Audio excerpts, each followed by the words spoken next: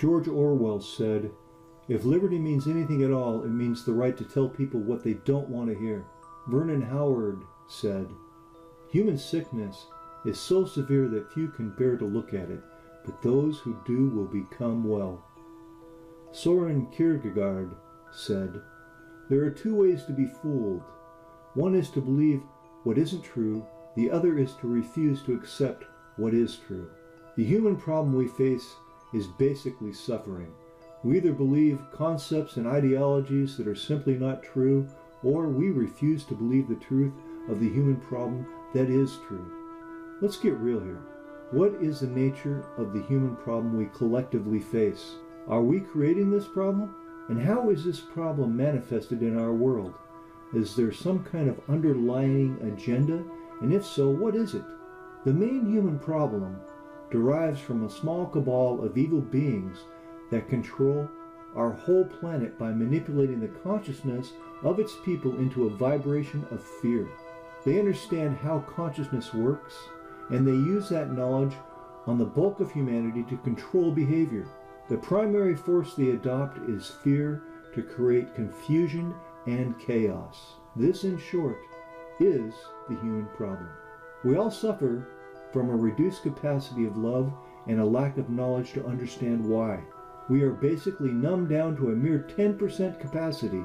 This has occurred through our poisoned food chain and an education system that is nothing more than the indoctrination of slavery. Generation after generation, the human problem has been designed to seep into our lives like a slow drip that goes unheard or felt. The human problem slowly creeps in as designed to destroy love and freedom. We are now at a point where most of humanity rarely notices or even cares. So what on earth do we do? One of the most important aspects is to gain a deeper understanding of the human problem we all face. We must stand together under the umbrella of love and freedom and accept nothing less than the reign of peace and harmony. We must educate ourselves to how this has happened. But first, we really need to realize that there is, in fact, a human problem to begin with. Once this knowledge is attained, it needs to reach a critical mass of understanding that cannot be denied or brainwashed away. Do the research it takes to know what the truth is. Wake up to the fact that this has happened to us all over thousands of years of idle acceptance of fear-based control, through the education that has been forced down our throats and the religions that have been planted in our minds that we believed. We basically need to stop.